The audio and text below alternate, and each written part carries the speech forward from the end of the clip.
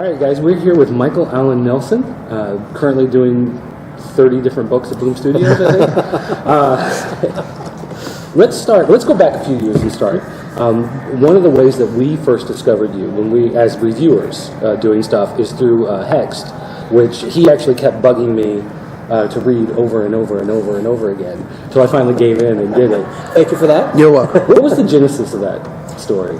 That actually started, I had written a series called Fall of Cthulhu, which is sort of a Lovecraftian story told in modern times. And during the process of writing that series, I created a character, Lucifer. And what had happened is we all realized we really, really like this character. She's got a great backstory. She's just fun to read about and fun to write. So why don't we take her out of that Lovecraftian universe and put her in my own universe? So that's how Hex came about. So we need to go read Fall of Cthulhu then. Yes, please do. How did you get then to move on? Let's see. Was the next thing you did after that 28 Days Later? I want to say yes. I mean, I've written so many things for Boom. Yeah. It's kind of hard to remember the chronology, but I think it was pretty shortly after that. Did you pitch something to them, or did they come to you? The story I like to tell is that when they acquired the license, I found out about it. I like to tell people that I went into the office with, a gallon of kerosene, a book of matches, saying, "You need to let me write this or else." But what happened is I did go in and say, "Hey, I love this property. I would really like to write this series." And they looked at me and said, "Well, that's nice, but it's 28 days later. Everybody's kind of expecting a high-profile writer. We need a heavyweight behind this." And so what I did then is I went home and I wrote a 6-page story for them to read and say, "Look, this is what I can do with your character. This is what I can do in your universe. This is how I can tell a story." I wrote it. They read it. They loved it and said, "Okay, you've got the job." So did you figure out the entire them going back into London and picking up the kid? And there was already like a basic outline in place about where they knew they wanted it to start in the Scandinavian refugee camp and then end back in London during the events of the movie sequel 28 Weeks Later. So it was up for me to how to come with the reason why, the connective tissue, all that kind of stuff. So there was just that basic sort of like, we know we want to begin here, we know we want to end here. Now go make it happen. Right. And one of the things that's tricky about horror comics is that a lot of times, especially if it's something with zombies, they want to just show blood and gore, and it loses something, obviously when it's drawn on the page. Well, I felt you did a really good job with atmosphere and the creepy stuff and the, what was the marionette? Was that what it was? The cage with the arms? The mannequin. Mannequin, that's what it was, mannequin, yes.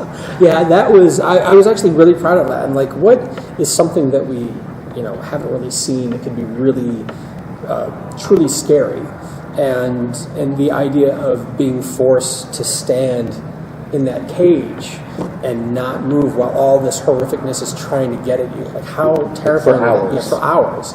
And that was one of the most incredible scenes I think I've ever seen. It's as a writer, as when you write things, you always go back and read stuff and you're like, oh gosh, why did I write it that way? When we all have self-doubt and things like that. But that's just that one idea. I'm like, well, that was actually pretty cool. I'm glad I came up with that. So, but it's also nice as a storyteller to sort of like telegraph those things because when they first get into, I think it was Edinburgh.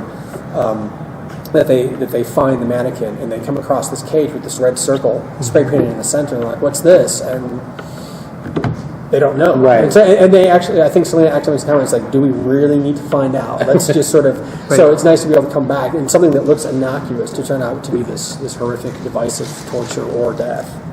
So now that you did a story that kind of bridged the two movies. Of course, there's rumors of a third movie out there. Have they said anything about this remaining as canon going forward? I don't know. I mean, the talk of the movie has been going on since forever, right. Since even before I started writing the series. And because I'm not really that involved with the Hollywood aspect, the movie aspect of it, I really don't know. I mean, I hear a lot of rumors, but that's what they are, rumors. From my understanding, there's a script that exists, but I couldn't say for sure. I mean, if you would think that writing the comic series might give me some sort of like inside, into sort of like, hey, can you get that script for me? I'd just love to read it, but if it exists, there's no way they're going to give it to me. So I have no idea if it's ever going to happen or not. Okay. Let's see. Was there anything else at Boom before you started working at DC? I mean, as far as titles that I've written? Yeah. Oh gosh, let's see. I think that I first started with Boom writing Zombie Tales. It was when I've been writing for Boom since the very, very beginning, and I did Zombie Tales, Cthulhu Tales, Pirate Tales, Ninja Tales. I did a series called Second Wave, Exile, Enigma Cipher. I did Malignant Man. Malignant Man. Okay. There's a whole litany of books that I've written. Well, and like I was talking with Apocalypse, our co-host here, he kept wanting me to read Hex. I kept wanting him to read 28 Days Later. It took a long time before he realized that's the same guy. Yeah. Like, oh my gosh. And you said before we got here that you get that sometimes, where people make that connection later. Right. It's something that now that I guess my profile is getting bigger or higher, whatever the proper adjective for that is. I'm becoming more well known. I see more people making that connection. Like, oh, you wrote this and you wrote this. Oh, well, what else have you written? And they realize, oh, I've read 2 or 3 new titles that I really like. And so what happens then, they're realizing that they're not just a fan of Daemon, they're not just a fan of Fall of Cthulhu, they're a fan of me, which is amazing, but a little frightening sometimes. Well, yeah, because I read *Malignant Man*, but I never connected that was again the same guy. Yeah. So there you go. Okay. Yeah. All right. One of the things that, and I think Dirt made a point of it, was a lot like, for example, The Walking Dead. Your stories are so good. The way you interpret Selena is so well done. You are so absorbed into the characters that you almost kind of forget the zombies. It's more about the people. Right. Well, that's the whole point. I remember one of the things when we first started doing 28 Days Later was that they said, look, if there are no infected in the story, that's okay. Because that's not what the story's about. And they're right. And so even though we wanted to have, the infected, because they're just really cool to have. Right, yeah. But again, it's sort of like no one cares about zombies or infected or any of that stuff if you don't care about the people that are having to suffer through that and trying to survive and trying to, is life worth living? Well, and that was, I think, one of the things was right out of the gate in that book. You start out with this huge cast of characters, and in my mind I'm thinking, this is way too many people. How am I ever going to keep track of all of them? And then suddenly it was like, tragedy. Now we got 3 people. That's all you have to worry about. Yeah, I like to kill people. Yeah, that's fun. And of course, to try to do it in a way to where you at least become, emotionally connected to some of these characters. So that way their death just is like, oh, so-and-so died today. Right. That's the tricky part. But again, you can have a large cast like that can get a bit unwieldy. So you have to sort of start often, which is a lot of fun. So let's talk about Selena. Okay. The readers, when they're reading it, they obviously want to know more about Selena, and you had to hold off as it was going throughout the story. Right. And at the end, we learn a lot more about her past. Right. Can you talk about, how did you come up with deciding how you were going to end that? And was that difficult for you, or did you have that from the very get-go? You're like, this is how I'm going to take Were you it. commanded to do some of this? No. Well, from the get-go, that's something that's interesting. I think I want to say that was actually part of the outline. I would love to take credit for it. The idea that she had been married, and by the way, spoilers for those of you at home that haven't read it, that she had been married and was going back, because she wanted to bury her husband. But for me, before I started writing it, I went back to watch the movie again. And one thing that I noticed when watching the movie, I noticed that she was wearing these earrings and had this pendant on the entire film. Now, she's not a vain woman. She carries around a machete and tosses Molotov cocktails. She's a bona fide badass. She's wearing these earrings, and so I'm thinking, is that a way to sort of hold on to her femininity, or what's the deal? And I'm like, well, what if there's a reason, a very specific reason, that she's wearing that jewelry throughout the entire film? Because if you're fighting off infected, you want she's covered head to toe in leather, her hair's bound up, she's very protected, but yet these dangling earrings become a liability. Right, they can be ripped out. Right. So there has to be a reason she's wearing them, and so I thought, oh, if she was married before, and that's her ultimate goal to get back to London, well, then that has to be the connection. So that's why when the series opens up and we have the flashbacks, we see the flashback of him presenting her with that jewelry when she opens up the box, and that's the catalyst. That's when she goes, yeah, this is an opportunity for me to go back and sort of like have that closure that I need with the horrible events that happened. So and then it was just having her going on that adventure, getting back to London. That's why when she meets the king of Edinburgh, and the queen takes her earrings, and she's like, well, we can't leave until I get those back. Right. And so because it's that important, because that's the reason, part of the reason she's kind of what back. she's holding on to stay Exactly. alive, kind of. Exactly. It's the physical symbol of why she's going back. And I like the idea of there being that sort of like that strong emotional need to do what she's doing. And I mean, for me as a writer, that's the stuff I love to really dig my teeth into. So that was a lot of fun. How did you approach it differently? I mean, obviously that was a long series. That was that 40 issues? Actually, it was only 24. Oh boy, it Felt felt like a lot 40. longer than that. That was an epic. Well, none of them were like builds. They all seemed to have a lot of weight to them. Just about every issue. It wasn't like it felt like, okay, this was just filler. You weren't writing for the trade. Right. Where you didn't have, 3 issues that kind of builds up, 3 issues that kind of goes down, 3 issues that goes up. Right. Well, I think, and also, you're paying $4 a comic. I want to make sure that you get as much story as possible. I mean, that's, my job. I'm trying to entertain you and make it worthwhile.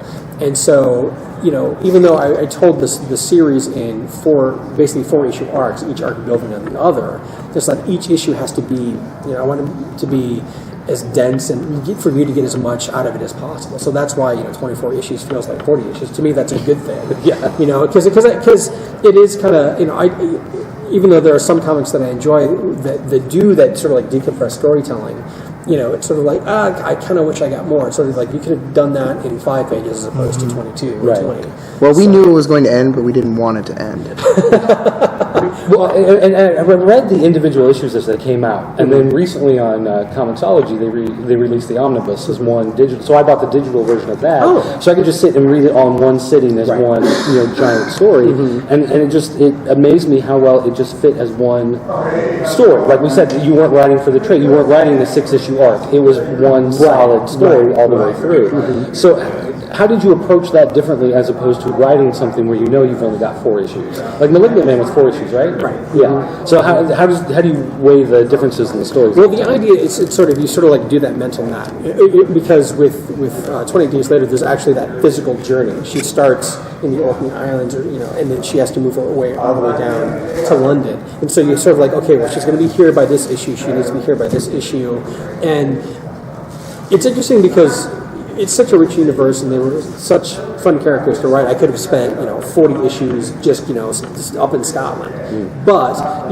we needed to get them to. We needed to tell that full story in 24 issues, and so sort of had like map out by issue X. They need to be in this city, in this spot. So, and that sort of like informs your storytelling. And then once you break it down, like okay, I need 4 issues in this location. So if they're and if I know they're going to this place next, I know that I have to get this far in that 4 issues. Did that help you with your deadlines?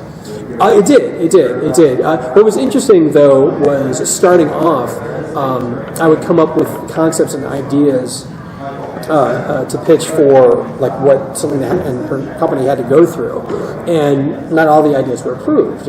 And I understand it. And one thing that they didn't want me to do because and the comment was that sounds like a bad 70s B movie is the idea that they run into cannibals.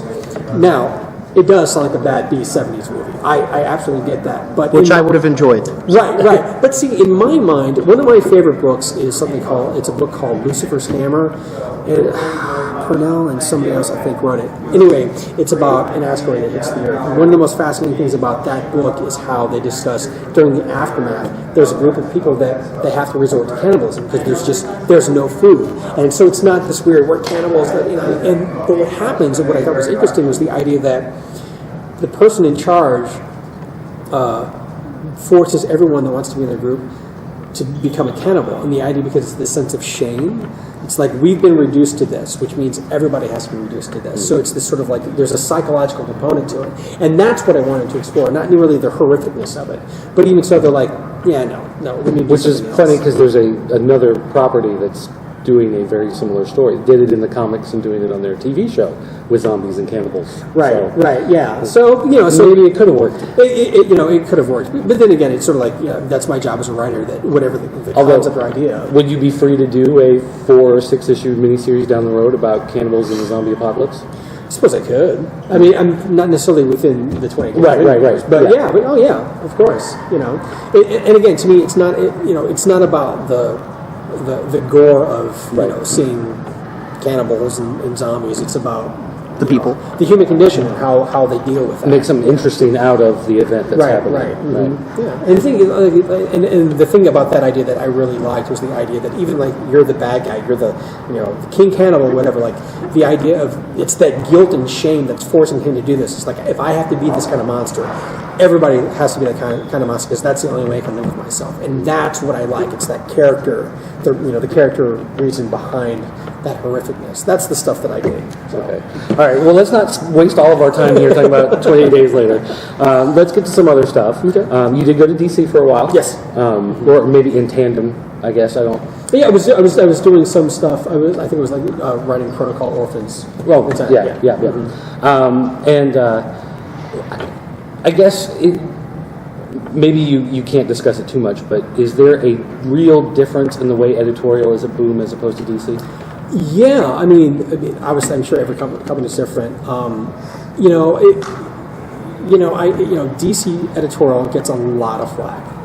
We all know they do, but everyone that I worked with was absolutely lovely, and I also think a lot of people don't quite understand like the Herculean task of what they have to deal with. The way I look at it is the DCU is sort of like just a giant novel. It's just all one big story, and what happens is each title is sort of like a chapter. Have you like George R. R. Martin's Song of Ice and Fire? Yeah. When you read those books, it's like each chapter has a character title, like Tyrion or Cersei, and so you're reading that character's perspective for that chapter, and that's kind of what it feels like for each chapter. So when I was writing Supergirl, I'm like, okay, this is the Supergirl chapter of this larger story, and so you have these guys that are trying to juggle all this massive story with all this crossover and cross-pollination going on. And I think, for me, my instinct was, there was a specific tone that I wanted to use with Supergirl and a certain direction I wanted to go. And, my instinct kept saying, okay, make it fun, make it adventurous, and really, like, isolate her. Let's say, really establish, like, this is her life on Earth. This is her learning about what it's like to live among humans, that sort of thing. And things, they liked my ideas, but they're like, we really need her to go out into space. Because it's got to tie into something else. Right, exactly. And the thing is, everything is figured out like months, sometimes even years in advance. And so you can't really, they're like, we need her to interact with other people. You can't isolate her. And I'm like, oh, okay. So I try to do that, but then you can still kind of feel me like pulling in this direction, and they like, we need her to go in this direction. And so, eventually, I think they're like, we need to find somebody that's familiar with telling a story within this larger scope. So, that's why I think they brought in Tony, who's been doing a great job. Right. So. Yeah, but it was still a good read. Okay, so now at Boom, Damon is the one you're pushing now. Yes. And I guess the first obvious question that comes to my mind is, vampires are pretty much a blank slate. No one's ever written about them before. I know. Right? As far as people even know what a vampire is. So how do you come up with something new for vampires? It's the concept behind Damon is actually Matt Gagnon's.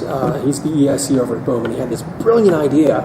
And I remember him calling me up and saying, "Hey, so I've got this idea that I'd like you to help me with, and just let me pitch it out to you and see if it's something that you'd be interested in." And of course, I'm on the phone, just like nodding, like yes, let me be a part of it. And I think a majority of the vampire stories that are out there, a lot of it is very, very gothic, very dark romanticism, which is great.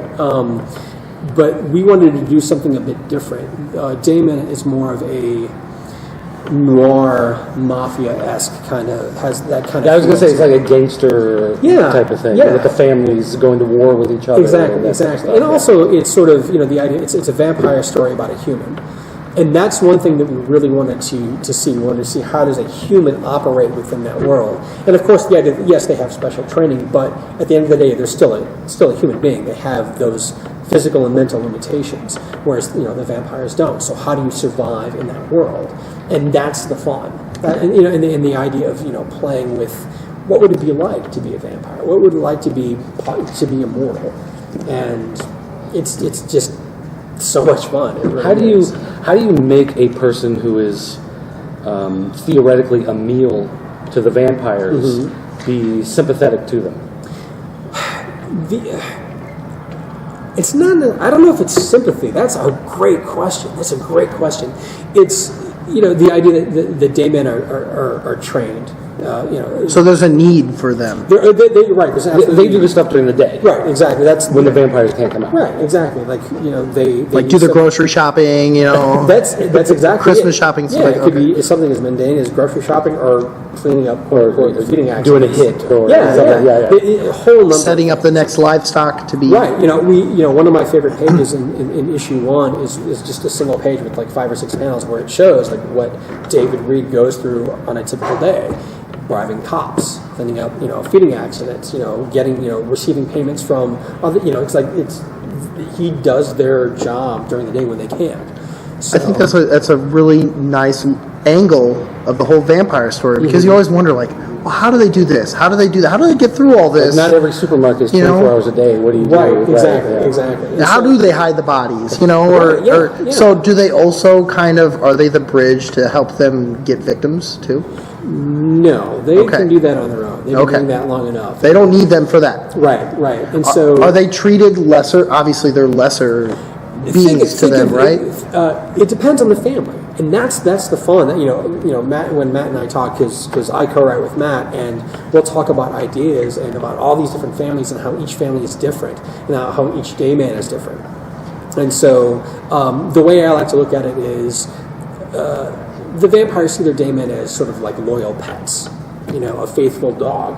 That's why they're called sun dogs. It's a bit of an insult, but that's how they're looked at, sort of like that loyal pet. It's like, hey, I need you to go fetch that bone for me. Are they enchanted by the vampires? No. Yeah. Damon's been getting a lot of buzz outside of the comics world as well. Do you have any information about what might be going on out there? Yes, I do. No. Again, that's an aspect that's sort of like above my pay grade. It's the way and I'm totally talking out of school here. The way I understand it is that it's been optioned, and from my understanding, the way that works, that means. I think it's optioned by Universal, which basically says Universal likes the idea. They'd like to do something with this property. We just want to make sure that nobody else touches it until we've decided what we want to do with it. Again, I'm not a Hollywood guy. I'm not involved in any of that stuff, and so I'm just guessing. So you're not rolling in the gold teeth yet? No, not yet. But I assume no. But it's always nice to be told you're pretty. Speaking of pretty, you're doing all of the writing for it. Well, I'm co-writing with co-writing. Yeah. I mean, I'll gladly take all the credit. Well, let's talk about the art. How does that work? What's the collaboration like there? Oh my gosh! Seriously. Can you hold it up? Show us. Oh yeah. Yeah, show them off. We brought this is Brian Stelfreeze is the artist, and I think all three of these covers were done by Brian. So that's it. Just 3 issues so far. Really? 3 issues so far. There have been some delays. It's one of those things where it's not coming out as a monthly. We're really letting Brian just really, pardon the pun, sink his teeth into this. So you give him a little creative. Yeah, but let me explain to you. Yeah, give him that freedom. And I'll explain more about that in a little bit. But first, what happens is, Matt and I will talk about, well, what do we want to have happen in this issue? Then Matt will go ahead and he'll write a very detailed outline. I'll take that outline, I'll script it, I'll send that off to Matt. He'll make any sort of like notes or changes. Then I'll send it back to me. I'll do the same thing. And we'll just bounce it back and forth until we're happy with the issue. Then that goes to Brian, and then that's when the real magic happens. And the thing is, what Brian does is he's able to add these little details, these little storytelling elements that just bring everything to life. It's not just beautiful to look at, but the storytelling is incredible. I'll give you an example. Like issue 2 is a perfect example of this stuff. First of all, if you look at this cover, you'll notice that the vampires that are bursting in flame because of the sunlight, they're not bursting in flame where David Shadow is covered. Right. You know, it's little things like that. And there's also a panel in here, which I didn't even notice the first time I saw it. But this right here, if you look at this bottom panel here, David is talking with a vampire lieutenant. Her name is Kellen. If you look closely, you'll see that you see his reflection in the window, but not hers. Just little things like that. Just little things like that. And of course, you know, the metaphor of David's cane being his source of power, and the idea that, you know, what seems like an instrument of weakness is an instrument of strength, and yet also the idea of it being sort of like, in this particular scene, a phallic symbol that Kellen is holding on to the entire time, thus indicating she's in absolute control of him. And, you know, it's just lots of stuff like that that goes into it. It just makes it. Do you talk about that while he's doing the artwork, or does he just come back to you later and say, As I say, "Here's what I it's a did"? surprise. Yeah, a lot of times it's a surprise. I mean, we've had numerous conversations about the relationships between the characters and their relationships with one another. And so Brian is able to take all this information and really bring that out visually in ways that we don't write into the script. Because, I mean, aside from just being an incredibly talented artist, he's an incredible storyteller, a brilliant human being. He's just got it on point. I cannot express to you how amazing this is. But yeah, he just does such a wonderful job. And that's the best part of my job is, you know, getting artwork in. And especially with somebody like Brian, when his pages come in, it's just like, it's Christmas. It really is. It's Christmas morning. It's like, oh, ding, email, check this out. And you just sit there, you know, for an hour staring at the images on your screen because they're just so pretty. How long is Damon going to go? I mean, is it an idea of an ongoing, or Yeah. We definitely have, you know, the idea of an ongoing. We know that we have a specific story arc that we're telling, but it's also one of those things where the universe is so rich. The idea you have 50 families, so there's at least 50 Daymen. You know, you can tell the story of Daymen all over the planet, all throughout time. So it doesn't have to just be present day Daymen. You know, I mean, it's just such a rich universe. And the Daemon have dynamics against each other as well as the families against each other. Because they have loyalties to their own families. Right. And you know, in this particular arc, you have David's family, the Virgos, who's kind of going up against... They go to war with... the Ramses. Yeah. And their Daemon is Jacob the Burner. So there is a power struggle. Oh, there's absolutely a power struggle. And it's also a power struggle between two newer families. And how does that relate to the old world families who look down on them? And there's just all these different hierarchies. It's so much fun to play with. It really is. Is there like a central council of vampires, like a... There is, not necessarily a central council, but the idea that the old families, they're in charge. And when some of the younger families start to get out of line, they're going to let you know. And they're not families to mess with. They've been around for millennia. So the older ones are more powerful than the new ones? Yes, absolutely, Okay. absolutely. Now, we talked earlier about writing for the trade. When you're writing on Damon, do you have a specific point, like 6 issues, 4 issues, that you think something's got to wrap up at that point? Yeah, well, we know that we want that. Basically, the way we do it is we know we want to tell a specific story within 4 issues. However, that doesn't mean. I mean, that 4 issues is sort of like the first building block, and then the next 4 issues is the next building block. But each 4 issues is its own like self-contained story, but yet can build. You know, we can build off of that. So I mean, so we know specifically where we want to end with each issue, and how those issues build on one another. Yet still, because you know, I think it's every 4 issues that's collected into a trade, and so we want to be able to make that trade enjoyable. We don't want readers to feel like, oh well, now I'm left with this horrible cliffhanger. But we also want to make it intriguing enough to where the reader is satisfied with that particular story, but wants to go on and read more. So it's a bit of a balancing act, but that's what we strive to do. Anything else specific in the hopper at Boom? There's something coming up, and again, it's one of those. Can't talk about it. Right. I'm sure you've never heard that before. Are they superheroes? Right. No. Okay. Nothing else that I can talk about. Okay, all right. I didn't know if you had any other plug. Do you want to plug a Twitter or Facebook? Or Oh yeah. You can find me on Twitter at Rokestoodle. I would do a search for Michael Allen Nelson Twitter, just because Rokestoodle is such an idiotic word that I made up years ago. Well, I had a dream that I won't even go into that. So anyway, and then you can find me on Facebook. I have a fan page, or you can just find my normal page and stalk me there. Okay. All right. Thanks a lot. Thank you.